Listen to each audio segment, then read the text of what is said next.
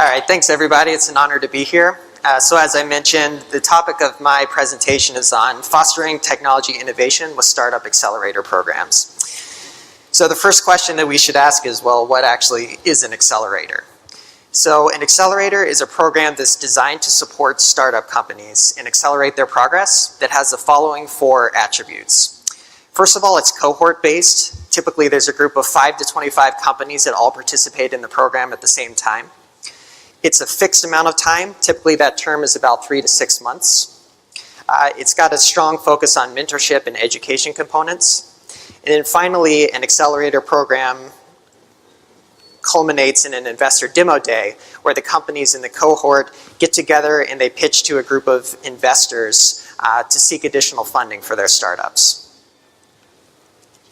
So there's other institutions that support early stage startups as well. Examples are incubators and angel investors. I won't go into detail on this slide, but this is just kind of a quick comparison. Incubators typically are a little bit longer term. They're on the duration of years compared to accelerators, which are typically have a duration of months in terms of the time that the companies participate in the program. And then incubators also typically accept companies on a rolling basis, whereas the accelerator program, as I mentioned, has these cohorts where a group of companies comes in and participates in the program at the same time. Angel investors are another important early stage startup support mechanism. So these are typically individuals or groups of individuals who provide funding to early stage startups, but they don't necessarily have a structured program like incubators and accelerators do. Okay, so shown on this slide are some of the top accelerator programs. Most of these are located in Silicon Valley. Most of them are located in the United States, but some of them have presence abroad as well. So I'm an advisor to the Stanford University Startx Accelerator program, and also I had a startup company that went through that program as well. So hopefully I'll be able to provide you a perspective as both someone who's participated on the staff of an accelerator program as well as gone through an accelerator program with my own company. Okay, so just a little bit about the Stanford Startx Accelerator. So this is a nonprofit institution, which, and the main advantage of that is that it takes no equity or it takes no ownership in the companies that participate. This is different than a lot of the other accelerator programs that you might find in Silicon Valley, where they make a small investment in the companies and typically they take ownership as well. That's usually around 3 to 7% of the stock of a company.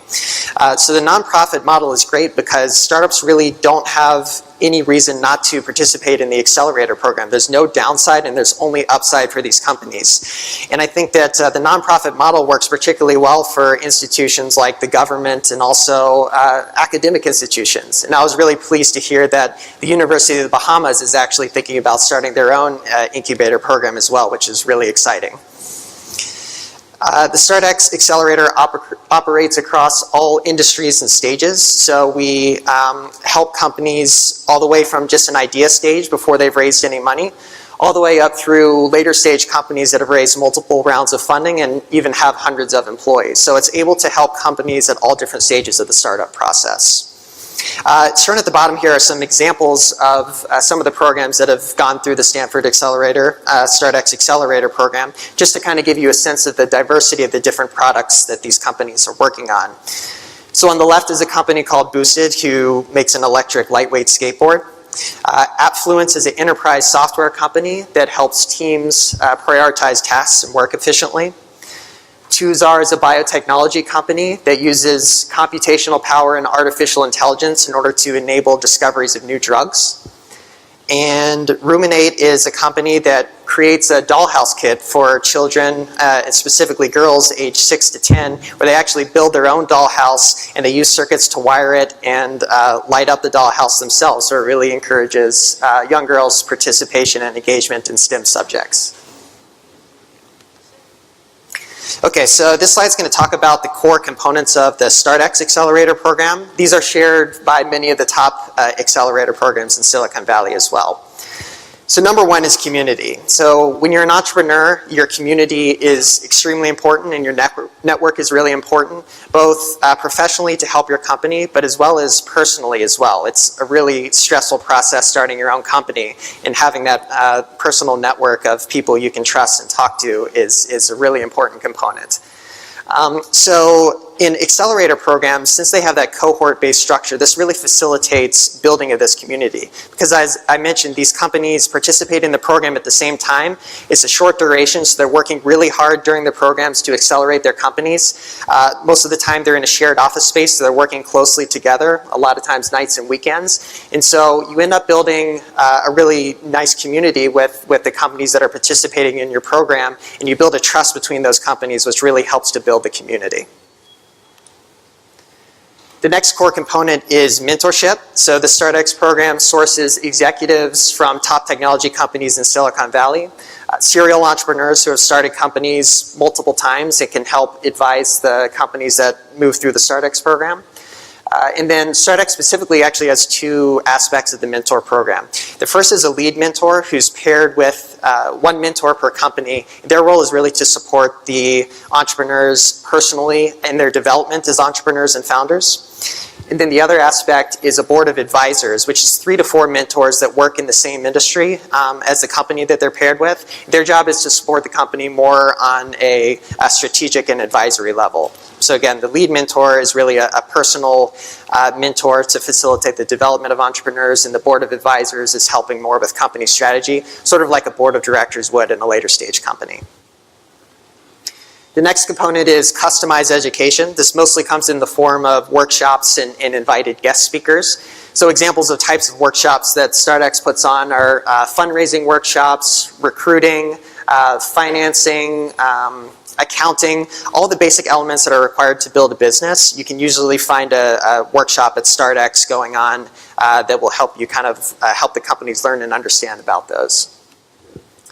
And then finally, resources. So there's an office space that's available for free to the Startx companies during their session. Lab space that's available to the biotechnology companies. Startx has partnerships for things like legal services, cloud storage, and many more. And then there's also an investment fund with Startx that's affiliated with Stanford University. So actually, the university has a pool of money that they have set aside to contribute to any company that participates in the Startx program that's co-invested along with other investors when those companies raise later rounds of funding. Okay, so I mentioned that I had a company that went through the Startx Accelerator program. The name of that company is Sonatrach Systems. So this was a medical device company that I started based on the research that I was doing during my graduate school.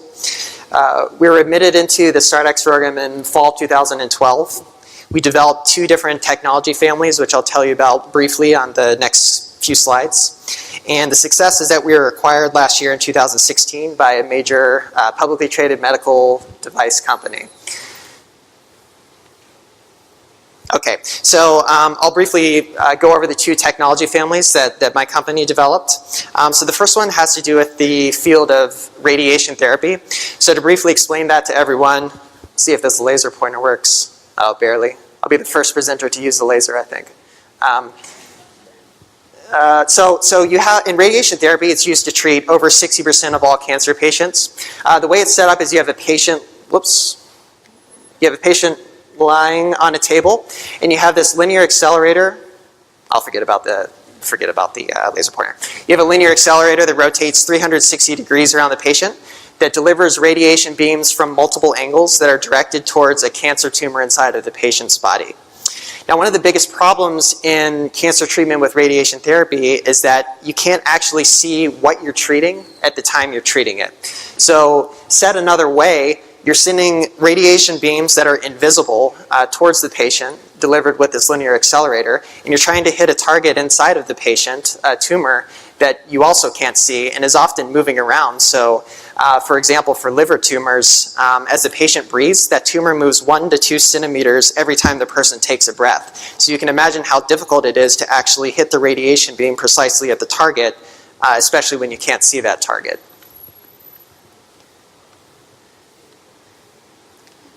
So we developed a set of technologies to address that problem.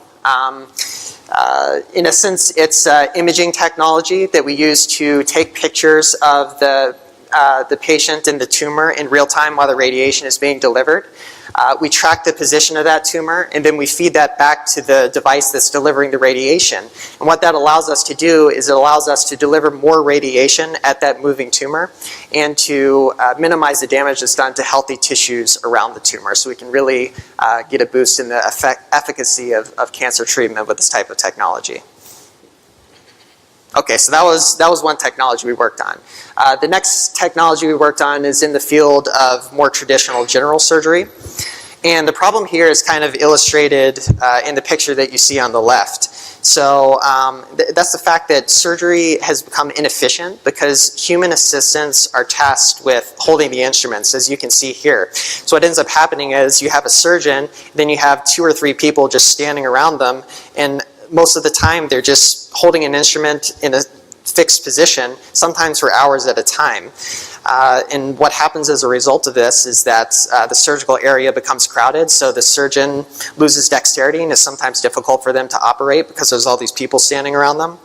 The personnel are costly as well, and even more importantly, those people that are holding the instruments, they're highly trained surgical technicians and nurses that could be utilized to a much greater degree instead of just sitting there holding an instrument for hours at a time. And then another problem is that there's errors that result from human fatigue, from just sitting there and holding those instruments for so long. So you can imagine if you're holding several pounds for several hours, you might move your hand or the instrument might slip. And when that instrument is inside your body during a surgery, that's got some pretty grave consequences. So the solution that we developed for that is a robotic arm, and you could kind of think of it as a third hand for the surgeon. So the purpose of this arm is it holds instruments in place, then it has a rapid adjustment mechanism where you could just tap a button and you can change the position of the instrument pretty much instantaneously. So here's a video of the very first working prototype we made of this technology. So I'm holding an instrument in my right hand, and when I get it in a particular position, I'm just tapping a button and that instantly freezes it in space. So you can imagine if you have multiple of these arms that are mounted on the surgical table that are surrounding the surgeon, then you don't have to have all those people crowded around. Those people can be reprioritized to do more important tasks in the surgical room and also the hospital. So this is just a picture of a later stage of the technology, a much later prototype. This is a set of arms that's actually being used to hold instruments during a spine surgery. Okay, so getting back to the Startx Accelerator. So my company developed these technologies, so how do we actually benefit from going through the Startx program, and how did that program help us actually move towards commercializing those technologies? So I'll talk about it in the context of those 4 key components that I mentioned on a previous slide. So first of all, community. As I mentioned, this is a really important aspect. If you think about it as a founder, it's really difficult for you to find a group of people to talk about issues that you're facing with. If your company has employees, you can't really talk to them because you want to give your employees a sense that the company's doing well and they're actually going to get a paycheck the next day. You can't really talk to your investors because you want them to continue to put money into the company even if you're having problems, and the investors are the ones that actually assure that you can pay your employees the next day. So you've got a dilemma, and really the best people to talk with are your fellow founders. So fellow entrepreneurs who have also started companies, who are also going through that process at the same time as you, that really understand your experience, and it's really important to kind of have that support network in place. So that really benefited Sonatrach and me as I was going through the StarX program, particularly because I was the only full-time founder of the company, so I also didn't have co-founders to share those problems with. Mentorship. So this was really important for Sonatrach as well. So I come from a technology background, engineering. I took a few business classes when I was in undergraduate and graduate school, but really my focus was technology, so I didn't really know about the business side of developing and commercializing medical devices.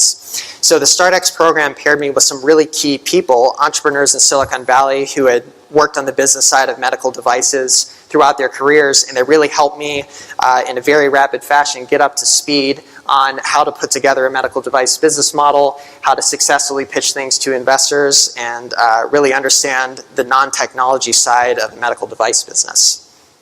Another specific example, so on our board of advisors for the Stanford program, we actually had a IP lawyer, meaning a patent lawyer, and he was really instrumental at a critical stage in our company because we were licensing a technology from a university. I had no idea how to do that. I had never done that before. But this lawyer had actually negotiated licenses from that same university with multiple startup companies in the past. So kind of as a free service that came along with him being a mentor in the Startx Accelerator program, he was able to share with me the terms of those sorts of deals, how those were structured in the past, and so it helped me to actually successfully negotiate that really important technology license that we needed at a critical time while we were setting up the company and going through the startup accelerator.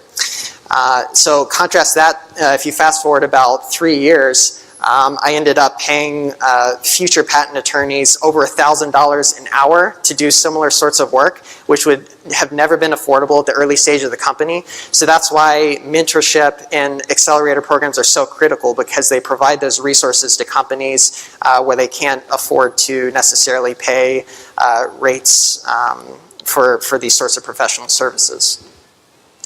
Customized education as well, benefited from a lot of different workshops, some of which I mentioned before as I went through the StartX program to help with my learning process as a founder.